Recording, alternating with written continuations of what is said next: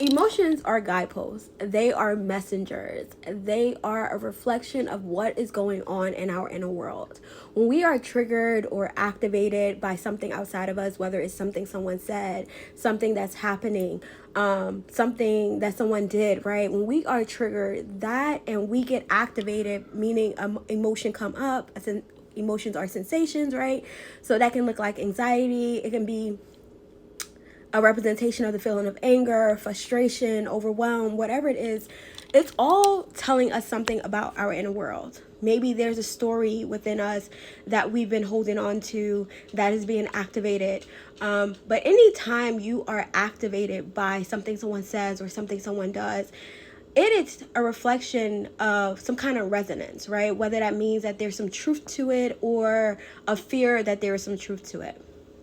So, for example, I realized that around a certain person, I was always like annoyed and bothered, and like every time they would come around, I was just like, ugh, And so when I asked myself, like, what is your issue with this person, right? Like, what it was is that the way they behaved, right? Their actions reminded me of high school.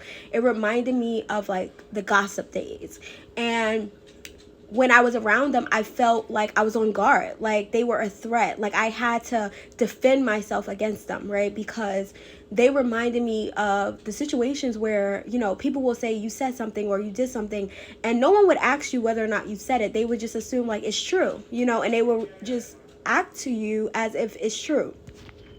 And so for me, this individual, they reflected a threat to me because it's like, when you go around telling gossip or sharing stories that you have that has nothing to do with you, right? Like people might believe it, right? And you can, in my, right, this is my process, right? My thoughts is like, oh, you can ruin relationships because you're over here gossiping. And if people believe them, then whatever, right? So I saw this individual as a threat, not because she was a threat, but because she represented something in my past that I had deemed not safe.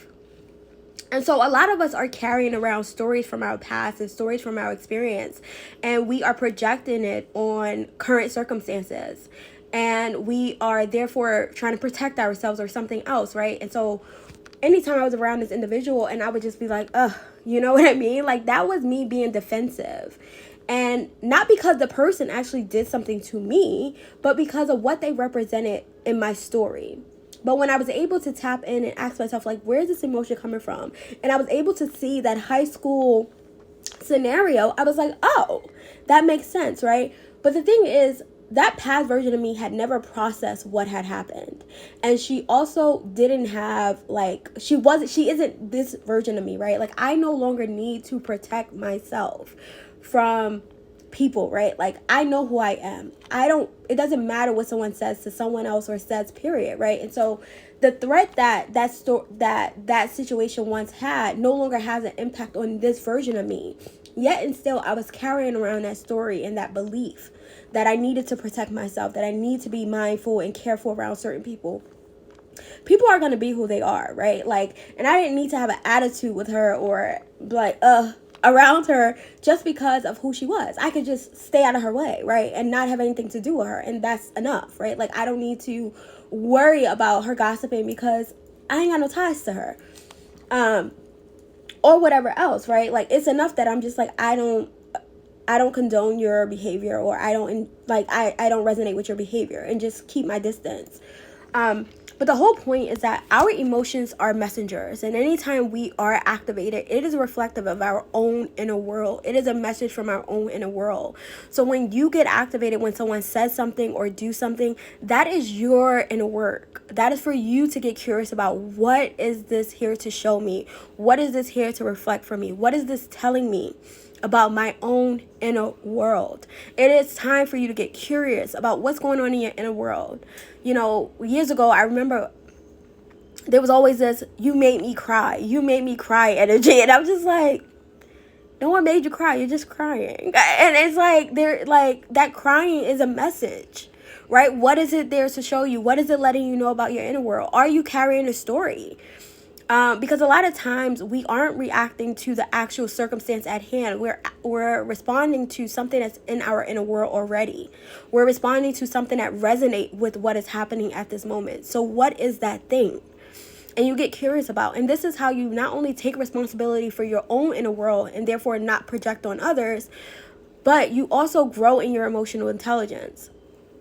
Oftentimes when we feel things that are uncomfortable for us, instead of us getting curious and going within ourselves, we tend to project on others. We blame them. We say, I'm angry because of you. I'm crying because of you. When in fact oftentimes it's not them that did anything, right? Like, they are just a mirror for whatever is already in your inner world. You notice that there's some things you don't even respond to, right? Because it's just no truth to it for you. There's a reason for that. So the things that are actually activating you has some resonance with something within you. It's your responsibility to get curious and explore what that thing is. And the more you do that, the more you let go of stories that no longer belong to you and things that no longer probably resonate with this version of you. There's a reason why it's coming to the surface now. So enjoy your adventure of self. I love you.